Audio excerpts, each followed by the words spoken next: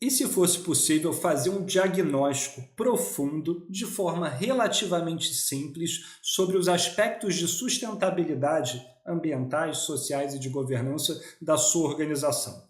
É possível fazer isso utilizando o procedimento específico 487 da Associação Brasileira de Normas Técnicas, e é isso que eu vou te mostrar hoje. De maneira profunda, eu vou entrar em cada detalhe desse documento para que você saiba como, no seu dia a dia, na sua rotina, independentemente do tamanho da sua organização, você consiga utilizar ele para fazer análises profundas de práticas ESG no seu negócio e entender qual caminho você pode utilizar para evoluir. É exatamente o que eu faço nas minhas consultorias quando a gente está falando sobre práticas de diagnóstico. Eu sou o Rafael Ávila, CEO e cofundador do Sustentabilidade Agora, e a partir desse momento a gente vai se aprofundar nesse documento que é tão importante e essencial para organizações que não sabem por onde começar na análise ESG. Esse procedimento específico, como vocês conseguem ver aqui, ele tem uma série de informações. Você consegue baixar ele online, é gratuito,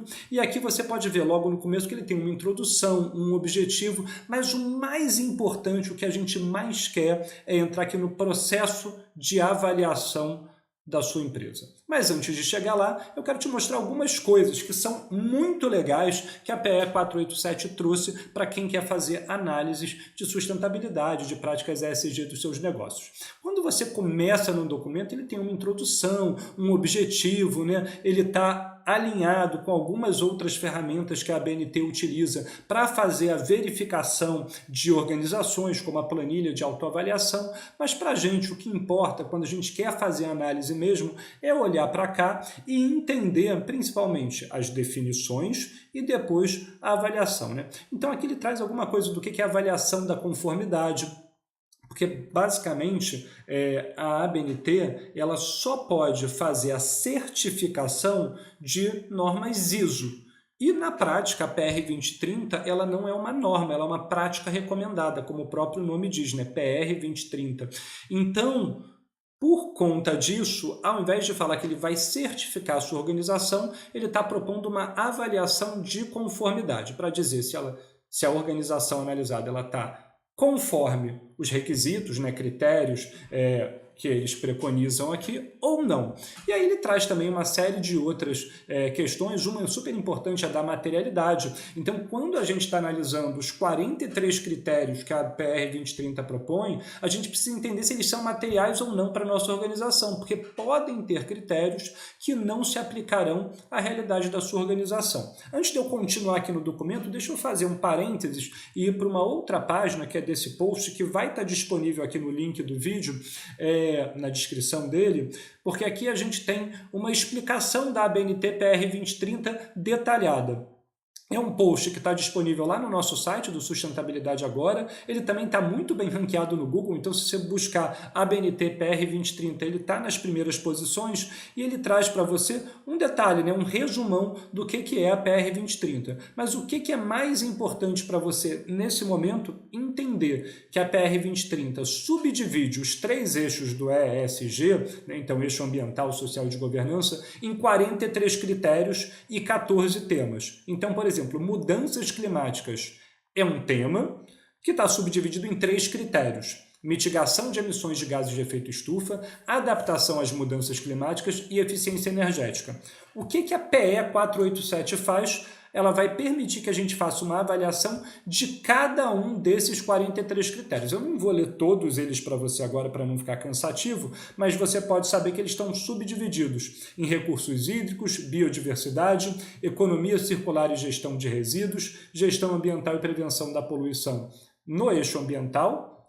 No social, a gente tem diálogo social, desenvolvimento territorial, direitos humanos, diversidade, equidade e inclusão, relações e práticas de trabalho e a promoção de responsabilidade social na cadeia de valor.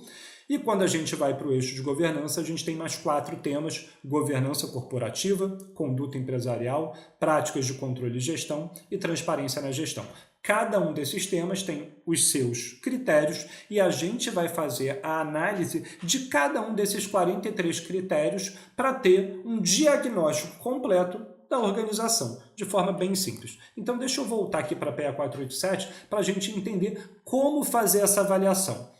Ele vai trazer aqui no item 6.1, que está dentro do item 6 de processo de avaliação, a metodologia utilizada. Então, basicamente, ele vai trazer isso que eu acabei de dizer. Ele subdivide em eixos, temas e critérios, e a gente vai avaliar cada um desses critérios. Ele explica um pouco mais dos eixos e tudo mais, mas o que importa para a gente são duas coisas aqui. Primeira, como essa análise é feita. Então, basicamente, o que a gente está fazendo aqui é olhar para os estágios de maturidade ESG de cada um dos critérios. Então, vamos supor lá o nosso primeiro critério de mitigação de emissões de gases de efeito estufa, né? Então, a gente vai analisar ele utilizando esses 5 estágios de desenvolvimento, de maturidade. Estágio 1 é o estágio elementar, o segundo é o não integrado, o terceiro é o gerencial, o quarto é o estratégico, o quinto é o transformador. Aqui a gente vai ter as descrições específicas, né? E eu vou ler cada uma delas com vocês agora, porque vale a pena a gente aprofundar no entendimento de cada estágio. Porque quando a gente estiver fazendo a análise de cada critério, é justamente esse entendimento que a gente está buscando. Então, para o estágio 1 elementar, a gente está falando de uma organização que só está cumprindo a legislação, né? Então, quando você falar, não, minha empresa está muito legal, a gente está muito bem, a gente, poxa, está dentro das regras, está dentro das leis, nosso compliance está chuchu beleza. Isso é o estágio elementar, né? A gente está falando de um processo de identificação de atendimento da legislação. Se restringe a abordagem da legislação e a requisitos regulamentares, quando pertinente, né? Então, o estágio elementar é esse. Ou você está simplesmente seguindo a legislação, ou você trata o tema de maneira incipiente, com a ausência desses requisitos regulamentares obrigatórios, ou seja, deixando a desejar e criando um risco, né, para a sua organização imenso. Esse é o basicão, estágio 1 elementar. Ele não é suficiente. A gente quer avançar nessa escadinha para estar pelo menos no estágio 3. Mas antes do estágio 3, a gente tem o estágio 2, que é o não integrado. O que é isso? É quando a gente está falando que a organização atende, né, aquele critério de modo inicial por meio de práticas dispersas, ainda não integradas de modo satisfatório com a gestão. O que isso quer dizer? Quer dizer que se, para esse mesmo critério de mitigação de gases de efeito estufa, né, de emissões de gases de efeito estufa, se a gente tem, de alguma forma, em algum caráter, uma análise das emissões, a gente está nesse estágio não integrado. Quando a gente vai avançando, o nível gerencial já traz uma integração maior com a estratégia da gestão. O nível estratégico traz para a gente uma análise mais completa, formal, integralizada, com análise de riscos, né, mais profunda. E o transformador é quando, além de fazer muito bem feito na nossa organização, a gente consegue impactar outras partes interessadas. A gente vai ter a descrição genérica aqui, mas eu não vou me aprofundar nela especificamente, porque mais importante do que a descrição genérica é a gente olhar essa descrição especificamente para cada critério, porque a gente tem aqui dentro desse documento essa descrição. Antes de entrar nessa avaliação, eu quero mostrar para vocês aonde a gente quer chegar, né? Então, a gente quer chegar numa avaliação desse tipo, onde para cada um dos critérios que a gente tem, a gente vai entender o estágio de maturidade. E o que é importante para a BNT? É que a gente esteja, no mínimo, em estágio 3, para todos os critérios que são aplicáveis, NA significa que não é aplicável, e pelo menos em estágio 4, em um critério para cada um dos nossos eixos. Então, na prática, a gente está falando que se a gente está em estágio 1 ou estágio 2, a gente não consegue ter a avaliação de conformidade da nossa organização, porque a gente está aquém do que é o mínimo exigido pela ABNT. O que ela vai te dar nesse caso? Uma declaração de compromisso, quando a sua organização vai ter um plano de ação, uma estratégia para evoluir do estágio 1 e do estágio 2 para pelo menos estágio 3 em todos e ao menos estágio 4 em um critério de cada um dos eixos. E esse é o formato que a gente tem para o uso aqui da PE 487. Agora o que eu vou fazer é passar e te explicar especificamente 3 critérios de cada eixo para que você consiga, na prática, entender como fazer esse funcionamento, essa análise para a sua organização e pensar o que você poderia fazer a respeito se você não estivesse atendendo os requisitos mínimos. Vamos lá? A partir de agora, como eu falei, a gente vai estar analisando critério por critério, que vem aqui nessa parte do anexo, né, a partir da página 11 do documento. E no primeiro item, mitigação de emissões de gases de efeito estufa, o que a gente tem é o seguinte, vou até dar um pouquinho mais de close aqui para a gente conseguir analisar bem. O estágio 1 significa que a organização não possui um inventário de gases de efeito estufa. Ou seja, na prática, quando a gente está falando do critério de mitigação de emissões de gases de efeito estufa, a gente está falando de inventários de gases de efeito estufa. Se a sua organização não tem um inventário, ela está no estágio 1 e, consequentemente, está aquém do desejado. Qual é o mínimo aqui? Ah, não, legal, eu tenho um inventário de gases de efeito estufa para os escopos 1 e 2. Para quem não conhece, escopo 1 é quando a gente faz análise das emissões diretas da organização, e escopo 2 são as emissões indiretas relacionadas à eletricidade. Se você tem um inventário que analisa escopo 1 e 2, mas que não foi verificado por uma auditoria, por organização terceira, né? Então ele não tem a verificação externa, isso significa que ele está em estágio 2. Como é que a gente faz para estar no mínimo? A gente tem um inventário de gases de efeito estufa, com escopos 1 e 2 verificado externamente para a ABNT, isso é suficiente. Eu diria que ainda falta o escopo 3 aqui, mas a gente vai perceber que o escopo 3 está aqui em cima, no estágio 5. Então, se você faz a análise do escopo 3, você está muito bem.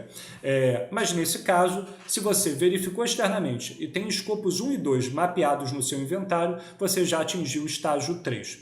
Qual é o plano de ação que você deve fazer aqui? Se você já tem um inventário, mapear, né, criar um orçamento para poder fazer a verificação externa, buscando empresas que são especialistas nesse sentido. Eu consigo indicar várias para vocês, mas o importante é que vocês entendam que precisa ser uma terceira parte, não pode ser uma auditoria interna, alguém de uma área ambiental que consiga fazer análise, não. Precisa ser uma entidade independente, fora da sua organização. Mas como é que a gente faz para chegar nos estágios mais desenvolvidos, né? Estratégico e transformador?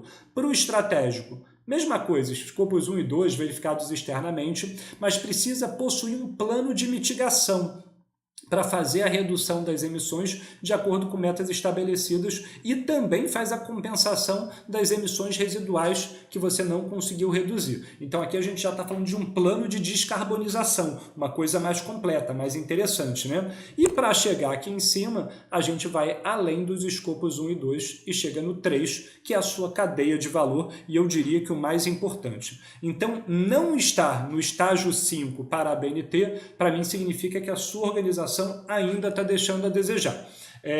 Quando a gente fala do estágio 3, né, que é justamente emissões da cadeia de valor, a gente está falando de fornecedores, emissões downstream e upstream, então é toda uma lógica mais complexa de fato, normalmente mais custosa, e a gente tem dados do SBTI, né, o Science Based Targets Initiative, que de forma geral a gente tem que 70% das emissões estão concentradas no escopo 3. Então esquecer do escopo 3 me parece muito conveniente, né? Eu acho que quando a gente fala de uma organização que está querendo ser coesa, precisa estar aqui no estágio 5, sim, com um plano de descarbonização, ou como ele chama aqui de mitigação para a redução das emissões, completo, bem estruturado, bem avançado. Isso é bem importante.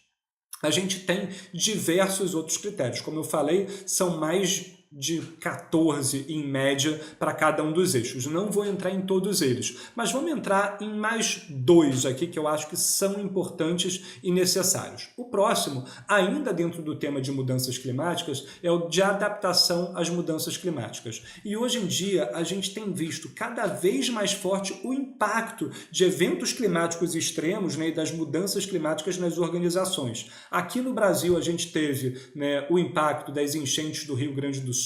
Recentemente a gente começou a ver ciclones, né, impactando pequenas cidades, e tudo isso para as empresas, né, impacta diretamente. Se você está no local em um impacto na sua estrutura física direta, mas se você não está, pode impactar a sua cadeia de fornecedores, trabalhadores que se deslocariam para a sua unidade e não conseguem por conta desses impactos climáticos, né?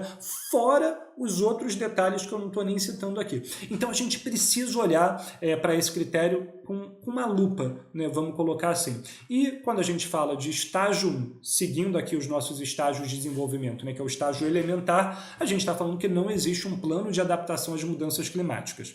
Então, como a gente vai evoluindo, vamos para o estágio 2. Está em fase de elaboração, né, do plano de adaptação. Então ainda não tem ele pronto, mas você já começou a mexer. Como a ABNT, se tivesse um auditor indo na sua empresa, ele vai verificar isso. Você tem que ter registro, né, dessa fase de elaboração. E-mails trocados, reuniões com atas feitas, o plano, né, inicial ainda não finalizado, ainda não aprovado, né, de adaptação e por aí vai. O estágio 3, que é o gerencial, é quando você já tem esse plano. Então ele existe, um plano de adaptação às mudanças climáticas. Então você já tem um documento formal dentro da pasta, comunicado para as partes, né, interessadas, tanto internas quanto externas, pronto. Como é que você evolui? Estágio 4, quando você monitora periodicamente, né, e comunica isso a partes interessadas externas, principalmente, o que está sendo feito. Então, quando a gente fala desse plano de adaptação às mudanças climáticas, cara, quais são os indicadores que você precisa controlar? Já foi feito um estudo para entender o impacto real em diferentes cenários, né, de evolução climática? Então, se ficar 1,5 grau, a gente tem esse impacto. Se for para 2 graus, 2,5 graus, a gente tem esse outro impacto. Isso foi feito nas plantas físicas da empresa. Se tiverem mais de uma planta, né, então, às vezes matriz e filiais, a gente está entendendo como cada uma é impactada diretamente. Isso é muito importante. Quais são os eventos climáticos mais prováveis de acontecer? Tudo isso ajuda. E para fechar, estágio 5 é quando você engaja, né, essas partes interessadas e atores externos. Ou seja, a gente está falando de, além de olhar para o meu umbigo, né, para a realidade da minha organização, eu estou apoiando, por exemplo, minha cadeia de fornecedores, entendendo quais são os fornecedores mais críticos para o meu negócio e que são mais críticos em termos de impacto climático, para assim poder apoiar, seja com treinamento, seja com estrutura física, seja com planos, né, de preparação e mitigação de impacto no caso de eventos extremos. Então aqui a gente avançou para uma análise mais legal. O que a gente está fazendo aqui? Nesse processo eu estou te mostrando passo a passo como analisar. Você tem que entender dentro da realidade da organização analisada em qual estágio você está e a partir do estágio que você se encontra, vamos fingir que aqui você estivesse no estágio 2, você está elaborando o plano de adaptação climática. O que você precisa fazer para avançar e evoluir, né? Então, no caso, esse plano precisa ser aprovado por uma instância maior, você vai ter que ter um plano de ação, né, para que você chegue lá. Aqui no Sustentabilidade Agora, a gente chama esses planos de ação de ESG Roadmaps, que basicamente é a estrada que você precisa seguir, né, o caminho que você precisa seguir para atingir esses patamares superiores de desenvolvimento, de maturidade da sua organização. Vou fazer mais um, mas agora dentro de outro tema. A gente tem o tema de recursos hídricos, que é interessante, biodiversidade também é muito legal, mas eu queria entrar no tema de economia circular. E aqui a gente tem 2 critérios, economia circular e gestão de resíduos. Eu vou especificamente para a gestão de resíduos, porque esse é um critério super importante para quem está fazendo relatório de sustentabilidade, né? Para organizações que geram muito resíduos e tem a gestão de resíduos como um tema material, isso vai aparecer como diversos conteúdos importantes do GRI, por exemplo. Então, é um tema importante e sensível para se cuidar. Como é que a gente olha para ele? Estágio 1, elementar. Realiza a classificação e quantificação dos resíduos de acordo com o estabelecido em legislação. Eu consigo te afirmar que muita organização, principalmente pequenas empresas, não realizam nem estágio 1, estão abaixo disso, né? Então é um problema. Como é que a gente avança? Começa a fazer quantificação. Tem que ter uma balança para pesar resíduo, precisa ter separação desses resíduos, no mínimo, né, em resíduos que são recicláveis, de alguma forma, em resíduos orgânicos. Você tem que ter uma destinação correta, às vezes você precisa contratar uma empresa para isso, nem toda organização consegue. Mas para você entender em que nível você está, a gente vai lendo todos os estágios, né? Então, se a organização realiza a classificação e a quantificação desses resíduos de acordo com o estabelecido e segrega, né, esses resíduos de acordo com o que deveria, a gente já tem o estágio 2. Se, além da segregação, né, ele também tem um sistema de gestão de resíduos implementado com a destinação correta desses resíduos, ou não diria nem correta, mas pelo menos com um controle do que está sendo destinado para cada local, isso já é mais interessante. E para chegar nos estágios estratégico e transformador, a gente passa por análise, né, de práticas de logística reversa, então às vezes pode ser com embalagens, às vezes empresas, né, que a gente fala de pneus, né, então tem um cliente que trabalha na indústria de transformação de pneus, faz todo um trabalho, né, de coletar de volta todos esses pneus para dar uma ressignificação neles, né? Então trabalhar, e aí entra até no critério de circularidade, o que é muito legal. E quando a gente fala de estágio 5, né, além de fazer a logística reversa, também avalia os terceiros quanto à destinação correta dos resíduos, muitas vezes até apoiando esse terceiro, né, com práticas implementadas para conseguir fazer essa coleta. Então isso é muito interessante. Acabei de cumprir minha primeira promessa, passei por 3 critérios do eixo ambiental, vamos entrar agora em 3 critérios do eixo de... Eu ia falar governança, mas eu vou entrar no social pela ordem aqui do nosso documento, né? Vocês vão ver que a gente vai passando, então todos os critérios aqui alinhados. Esse documento ainda não tem o 43º critério, que foi trazido, né, numa releitura da BNT-PR 2030, que é o de olhar para os oceanos. Então ele ainda não tem aqui registrado, mas a lógica é a mesma. Quando a gente entra no social, a partir aqui da página 16, a gente tem como primeiro tema diálogo social e desenvolvimento territorial. É um tema que envolve alguns critérios que eu acho muito legal da gente analisar. Tem investimento social privado, diálogo e engajamento social e impacto social. Vamos aqui para o investimento social privado, né, que muitas organizações têm práticas de investimento social privado, por aí vai. Quando a gente fala em estágio 1, a gente está falando de uma organização que não tem nenhuma estrutura, processos, ações para investimento social. Ou seja, você não faz nada. Não tem histórico de ações no passado recente, por aí vai. Estágio 2.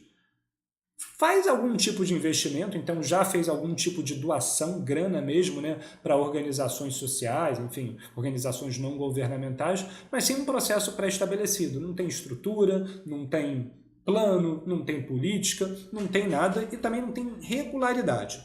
No estágio 3, que é o gerencial, a gente já está falando de uma organização que faz esse investimento social voluntário frequentemente, ou seja, possui, né, processo para escolher as organizações que vão ser apoiadas, faz a gestão desse investimento social privado, então controlando o quanto está sendo doado, de quanto em quanto tempo, tem um processo para isso, muitas vezes tem uma política organizada que direcione isso e alguém responsável, né, por fazer essa gestão.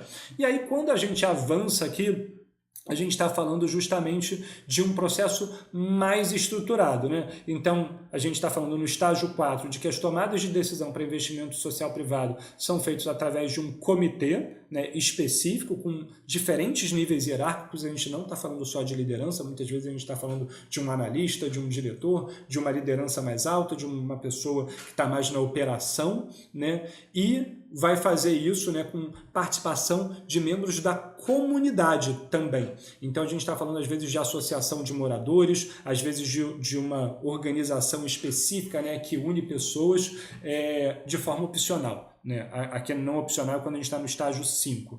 Então a gente vai ter essas verbas destinadas sendo comunicadas, mas aqui com um desejo já, né? Uma coisa legal de você ter uma participação de stakeholders mais ampla. E no estágio 5 você de fato já está fazendo a participação obrigatória de membros da comunidade e as verbas destinadas são comunicadas tanto internamente quanto externamente para todos os stakeholders. Então, a estrutura aqui do estágio 5, né, você observa que ela é mais transformadora de fato, ela traz uma visão mais geral, mais organizada, mais prática. E quando a gente está falando de investimento social privado, é super importante, né, que a gente tenha esse olhar. Vamos para o olhar, né, da diversidade e também dos direitos humanos. Começando pelos direitos humanos, em respeito aos direitos humanos, existem muitas organizações, e eu já ouvi isso mais de uma vez, que falam assim, poxa, a gente é muito bom em direitos humanos, a gente não tem problema nenhum, a gente faz tudo direitinho. E quando eu pergunto, mas faz mesmo? Cadê a política? Cadê os documentos? Cadê as ações? Cadê os indicadores? Eles simplesmente não existem. Então, Quando a organização não trata do requisito de maneira formal, a gente está falando de fato de um estágio elementar. Como é que você começa a avançar? Quando tem conhecimento dos pontos críticos e atua de uma forma reativa, ou seja, se acontecer um problema, a organização vai lá e atua. Eu recomendo isso para quem me contrata como consultor? De forma alguma, porque a gente está falando de uma proposição de que em determinado momento a sua organização pode ter um problema e quando tiver você vai tentar resolver. Isso ajuda? Bom, resolve o dano causado em muito longo prazo, né? Vou trazer 2 exemplos aqui só para vocês lembrarem. A gente teve o caso das vinícolas no Rio Grande do Sul que tiveram um trabalho análogo à escravidão, ou seja, uma infração direta, né, a direitos humanos. Essas organizações não tiveram esse impacto na sua sede, foi nos seus fornecedores. Mas isso gerou um problema reputacional gigantesco que, você vê, perdura até hoje. É um exemplo que eu estou dando aqui. Então, a gente não quer tratar de forma reativa, né? Só para trazer o segundo exemplo daquele segurança do Carrefour, né? Então, uma empresa de supermercados grande que teve um impacto reputacional muito grande porque ele assassinou uma pessoa por racismo, né? Então, você imagina que uma empresa terceira de segurança contratada por esse grande supermercado que eu acabei de citar gerou um problema reputacional gigantesco. Foram, vou colocar aqui, milhões e milhões de reais investidos para resolver esse problema, né? Então, quando a gente fala desse tamanho possível de impacto, a gente não quer ser reativo, a gente quer ser mais proativo. A gente chega no estágio 3. Então, além de conhecer os pontos críticos, atua de maneira proativa, garantindo o comprometimento da alta direção com esses direitos humanos. E aí, como é que a gente faz para avançar? Além de ter o comprometimento, ou seja, uma fala, uma preocupação, um direcionamento, existem metas, indicadores de direitos humanos e canais de denúncia bem estruturados. E para a gente avançar ainda mais, né, a gente vai levar em conta as relações comerciais praticadas, seja com clientes, seja com fornecedores ou qualquer outra parte interessada. Então, é uma escadinha, né? E como é que a gente faz para a gente formalizar isso? Política de direitos humanos, treinamentos e sensibilizações sobre o assunto. A gente pode falar sobre comitês específicos para fazer esse tipo de análise e, mais importante talvez do que tudo isso, né, ter auditorias formais em fornecedores que vão permitir que você consiga direcionar todos esses esforços para que de fato tenha uma organização, uma prática, um processo relacionado a direitos humanos proativo, prático e bem organizado. E para fechar, vou entrar aqui no último ponto que eu ia falar de diversidade, equidade e inclusão, mas a gente vai ter critérios, tá? De práticas de trabalho, de valorização, né? de olhar da cadeia de valor e por aí vai. Aqui, na diversidade e inclusão, vamos entrar no critério de políticas e práticas de diversidade e equidade. Então, basicamente, se a sua organização não tem uma política formal, não adianta você me falar que ela tem diversidade, que você se preocupa com isso e que é bacana. Ela não apresenta uma política de diversidade e equidade. Você está no estágio 1. Se você não apresenta a política, mas promove um ambiente de respeito, você está no estágio 2. Então você avançou um pouquinho. O que significa um ambiente de respeito bem qualificado, né? Você ainda não teve nenhuma reclamação, você não tem nenhuma denúncia de assédio, nenhuma denúncia de impacto relacionado à diversidade, né, como um todo. Então, isso é muito importante, mas nem todas as organizações têm e existem algumas que fecham os olhos para a verdade. Às vezes, você não tem um mecanismo formal e você ouve uma reclamação e talvez o gestor, liderança, faça pouco caso daquela reclamação. Fala, não, aqui a gente não faz isso, como pode? Se for o caso, você está com um problema sério e você não respeita, né, esse ambiente diverso. Então você estaria no estágio 1. Se você respeita, não tem reclamação, de fato as pessoas estão felizes ali, estágio 2. Não é tão fácil de mensurar, mas essa é uma forma. Para o estágio 3, tem políticas formais de diversidade, equidade e inclusão como compromisso institucional. E isso está divulgado para os seus colaboradores. Como é que você avança para o estágio 4? Além desse compromisso institucional com essa política, você vai estabelecer objetivos estratégicos com planos de ação. E quando a gente está falando de diversidade e equidade, a gente está falando de objetivos estratégicos de presença, principalmente, mas não só, de gênero, e de raça em cargos de liderança. Então, tem muitas empresas que falam, não, a gente é diverso, a gente tem mais de 50% de pessoas negras na nossa empresa. Mas quando você vai olhar para o cargo de liderança, 5%, 10%, às vezes 0%, isso não é suficiente. Então, ter objetivos estratégicos com planos de ação para atingir é essencial. E para fechar, estágio 5, o mais avançado, o transformador, você tem uma estratégia de comunicação para levar, tanto interna quanto externamente, esse tema. Né? Então, você está como protagonista das práticas de diversidade, equidade e inclusão. Não é fácil, tá? Muitas vezes as empresas mais protagonistas sofrem críticas, e a gente já viu isso no passado também. Não sei aqui quem vai lembrar, mas teve o caso, né, da Magalu, que fez um programa de trainee exclusivo para pessoas negras, e na época eu lembro que eles sofreram muitas críticas. Depois de um tempo, acho que algumas pessoas esquecem, o programa se fortalece, os resultados vêm, a coisa pode continuar. Mas muitas vezes esse é um direcionador que gera, de fato, um problema para a organização. Então, você precisa ter muita clareza do que você quer seguir. E para fechar, vamos nos de governança, né?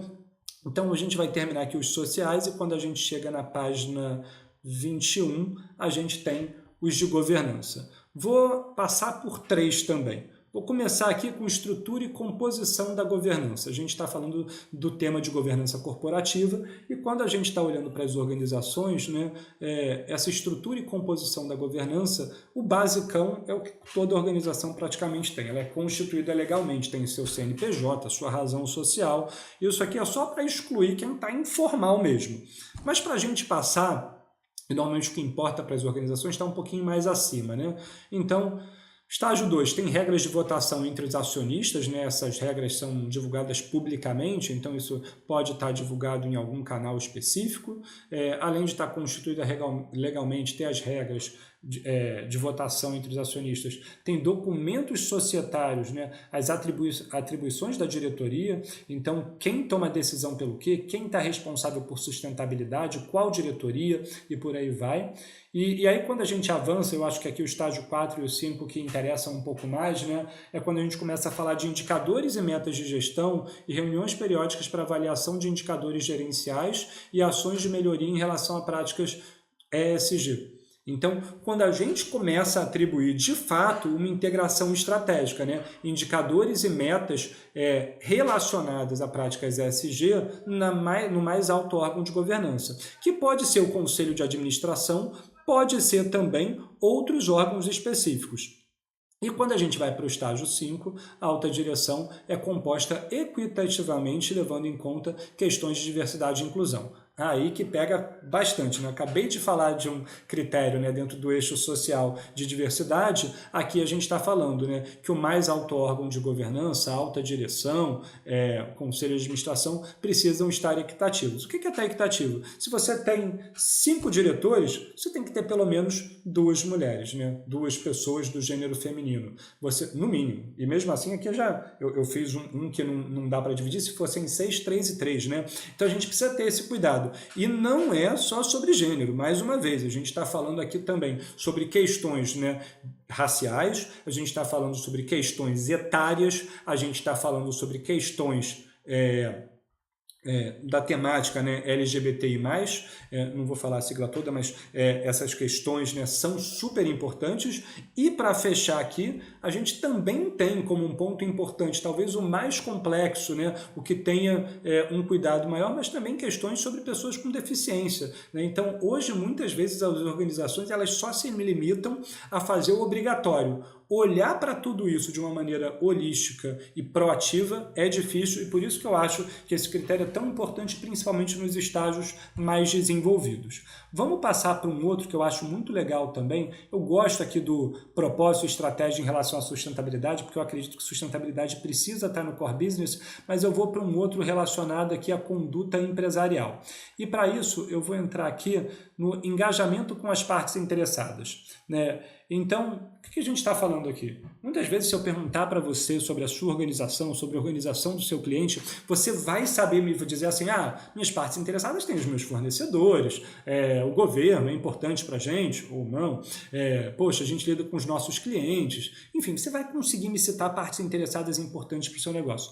Mas isso está formalizado? Existe uma política atrás disso? Existe uma prática, um processo de gestão desses stakeholders? Isso tudo é muito importante. E por isso que eu gosto aqui desse critério de engajamento com as partes interessadas. Então, primeiro deles, a organização não identifica as partes interessadas formalmente. Existe a identificação, então já teve um trabalho de análise, um brainstorming entre pelo menos a liderança, né? Talvez lidando com outras pessoas da organização para chegar nisso.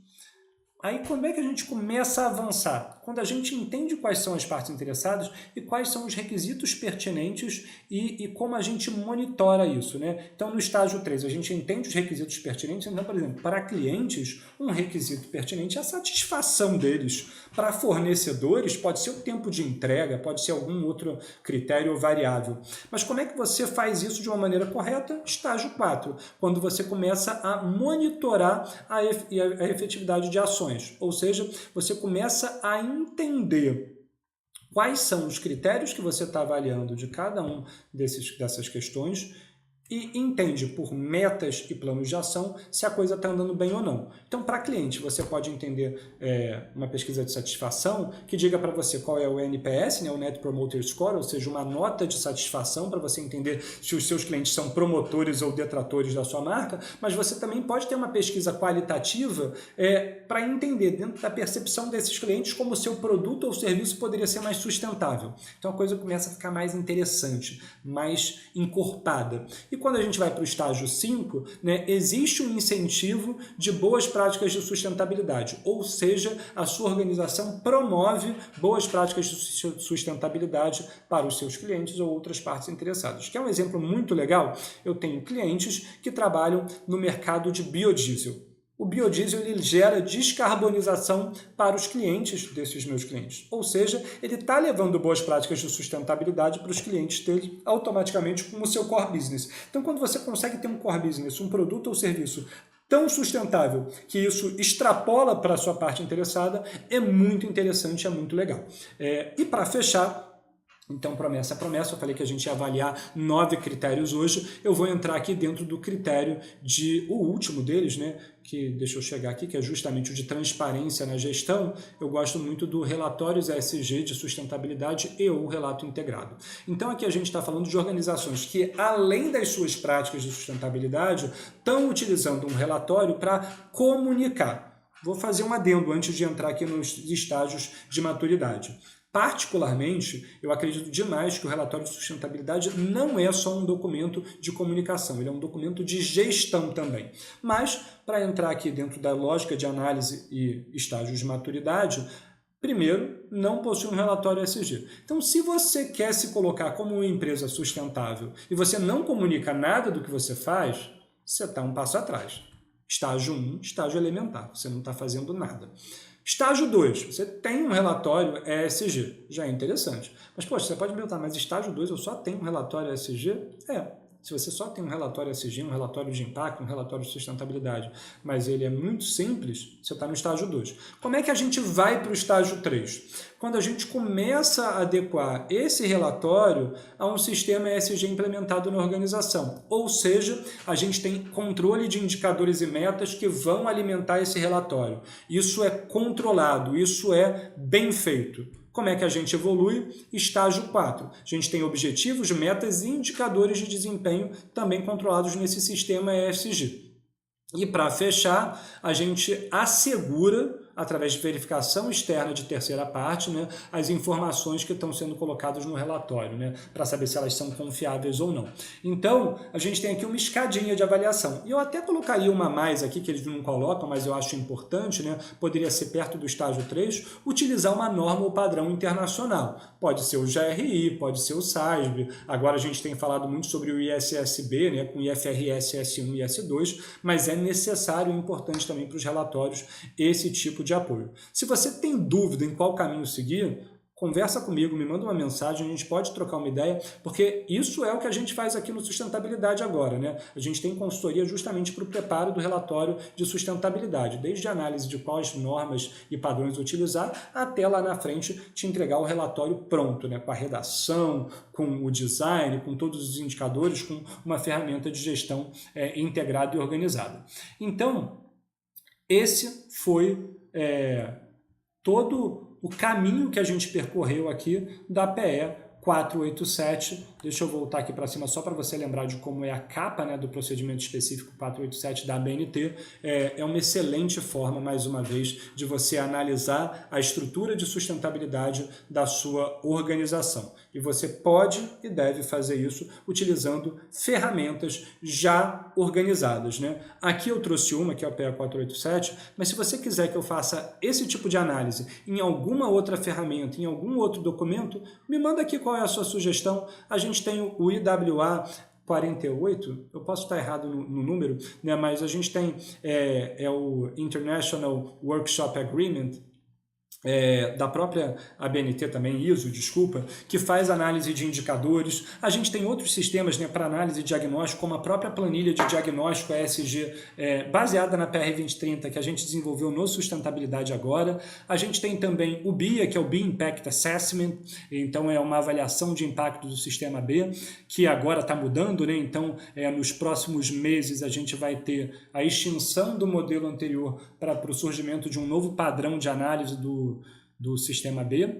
E, enfim, a gente tem uma série de outras ferramentas de diagnóstico e documentos que são importantes, né? Vou trazer, por exemplo, alguns em inglês aqui. Então, a EFRAG, né, órgão europeu que lida com questões financeiras e de sustentabilidade, tem, né, o seu Implementation Guidance para materialidade, trazendo o olhar de como eles acham que é importante chegar à materialidade. Enfim, são muitos documentos. Se você quiser avaliação de algum, por favor, comente aqui no vídeo. Vai ser um prazer trocar mais com você e fazer vídeos profundos, fazendo análises importantes para o seu negócio, para a sua organização, para a sua consultoria. Espero que você tenha gostado desse. Estou super à disposição. E se gostou, segue aqui o Sustentabilidade agora, me segue lá no LinkedIn para novos conteúdos e, por favor, deixe seu like, seu comentário, compartilha com pessoas que você acha que vão aproveitar essa informação, porque a gente está aqui para apoiar cada vez mais esse ecossistema da sustentabilidade de práticas ESG dentro das empresas. Um grande abraço e até o próximo vídeo.